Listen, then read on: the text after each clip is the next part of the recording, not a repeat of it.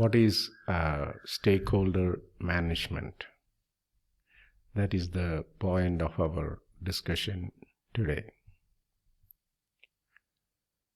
In fact, this is triggered by a request by one of the course participants, Mr. Joseph.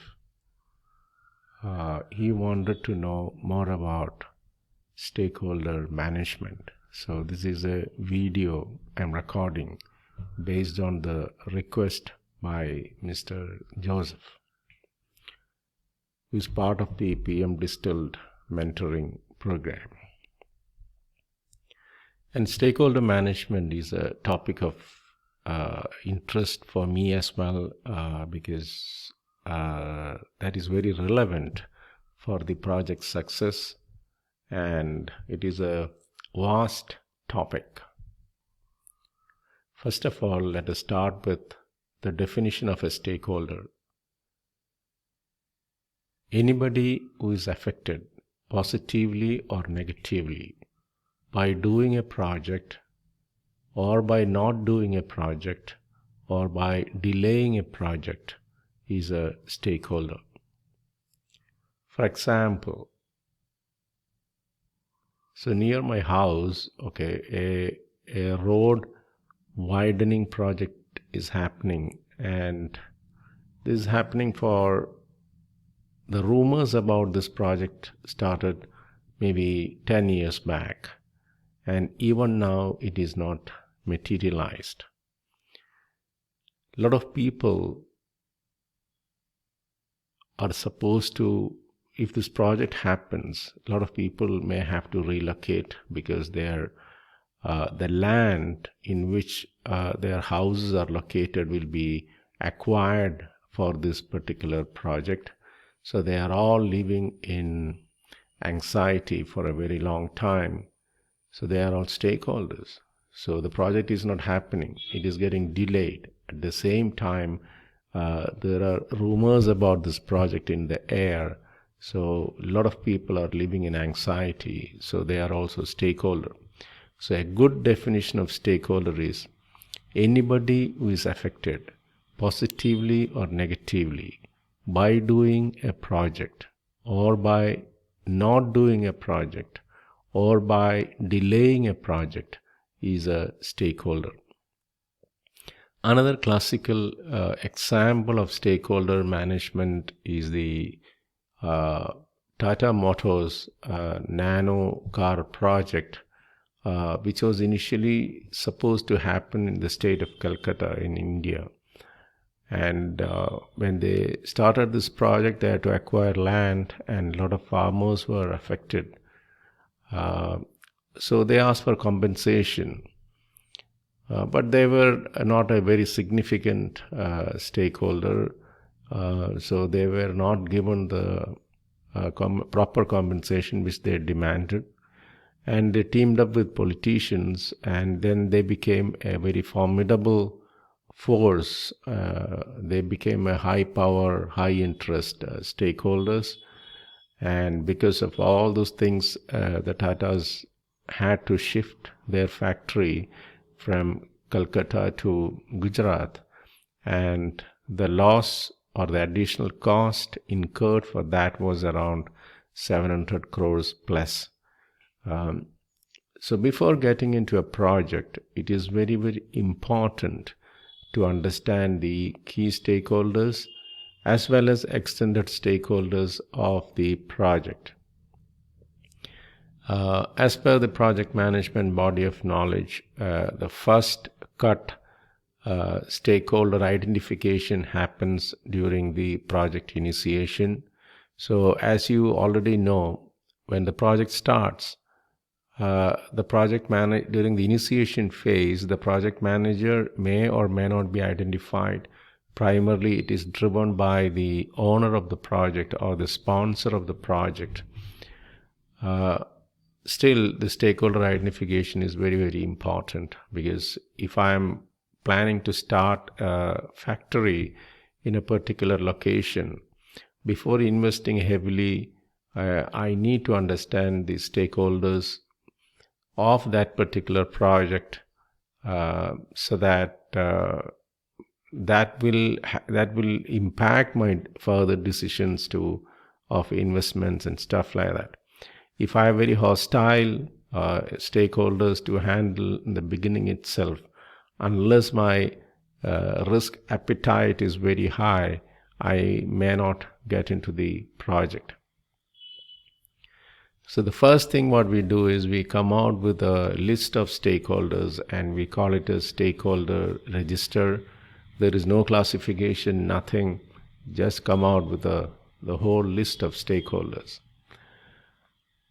And then we get into a classification mode because we cannot give the same weightages for all stakeholders. So we classify them based on two parameters. One is the power of the stakeholder to influence the project, and the second one is the interest of the stakeholder in the project. So based on this power and the interest, we can classify the stakeholders into 4 quadrants. The first quadrant is the high power, high interest stakeholders. That means they have a lot of power in the project. They have a lot of power to influence the project, and they have a lot of interest in the project as well. So these are the high power, high interest stakeholders. Then we have high power, low interest stakeholders. They have a lot of authority to influence the project. At the same time, this is just one of their projects, so they don't have that kind of an interest in the project. Then we have the low power, high interest stakeholders. They don't have too much power. At the same time, they have a lot of interest in the project. Maybe the typical end users of the product of the project can fall into that category. That is high interest, low power. And the last category is low interest, low power. For all practical purposes, from the project management perspective, we should give top priority for the high power, high interest category. They are the supporters of this project, and they have the authority to even short close the project. They are the guys who are investing into the project. Typically, the project sponsor is a high power, high interest stakeholder. So we need to give them special treatment because they are the supporters of this project. And there can be, when we say high power, this power can be, the high power is definitely there. Then the impact can be a positive impact as well as negative impact. Now, if you have a competitor who are very powerful, that is high power, and there is high interest as well, because their interest can be negative. They can affect the project negatively. So they must also be managed very closely. Sorry. So then we have the high power, low interest categories. Typically the CEO of the supplier, or the CEO of the contractor, or the CEO of the owner's company. They may have a lot of n number of projects, and this project is just one, and their primary interest is to make the maximize the profitability to the shareholders and stuff like that. So they may not demonstrate too much interest into the project. At the same time, they are very high power, so they also need to be managed. Because tomorrow they can become high power, high interest as well. Then we have the high interest, low power category, as we already discussed. When they stand alone, they may not be high power, but collectively they can become high power.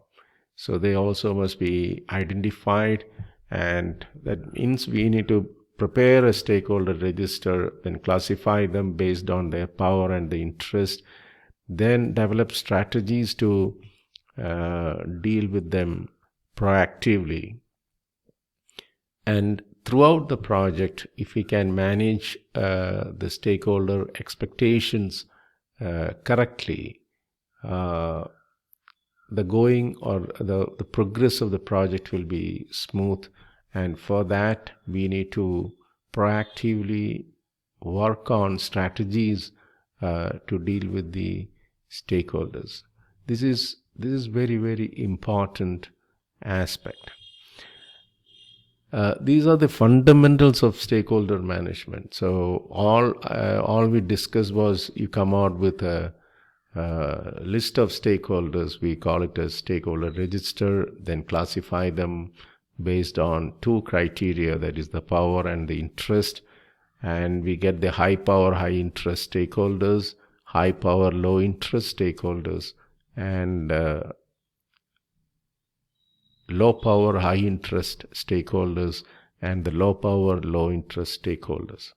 We need to give maximum importance for that high power, high interest stakeholders, then the high power, low interest, then the high interest, low power, sorry, and then maybe we can ignore temporarily the low power, low interest. And again, this stakeholder management is not a one-time activity. It starts at the beginning of the project and continues throughout the project, because depending on the phase of the project, if you're in the requirements collection phase, then okay, some set of stakeholders can be very powerful, some can be low powerful during that particular phase. During the design phase, you get a different equation of stakeholders. Execution time, the equations will change. New stakeholders can come in, existing stakeholders may go out. Or if a new project manager is taking charge at the middle of the project, immediately that has an impact on the stakeholder register and stuff like that. So stakeholder management is a continuous activity from the initiation phase till the project completion. And if done well, the dividends will be very good. But if you have dissatisfied stakeholders, that is one of the key reasons for project failures. And sometimes if you get hyperactive stakeholders or hyper interest stakeholders also, sometimes it is detrimental to the project, because these guys keep on changing the scope of the project or increase the scope of the project continuously. And in many of the cases of project failures or slippages, the scope creep is one big issue. Yes, scope creep because of scope omissions at the beginning, we can understand.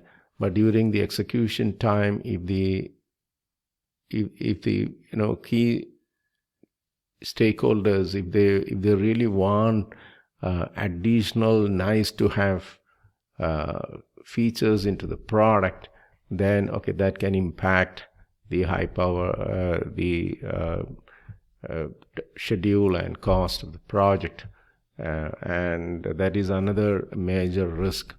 So we need to, it is a positive risk as well, because it is coming from the support a hyper interest stakeholder. But then these things should be managed, otherwise projects can be in trouble. This is the first video I'm recording based on the request by Mr. Joseph from Nigeria. So I'll be recording more videos, because this is just the beginning. Because identifying the stakeholders, developing strategies to deal with them, that is the part we discussed in this video. Now, during the project execution time, we need to monitor and control stakeholder engagement. Those aspects we will discuss in the next video. Thank you for watching.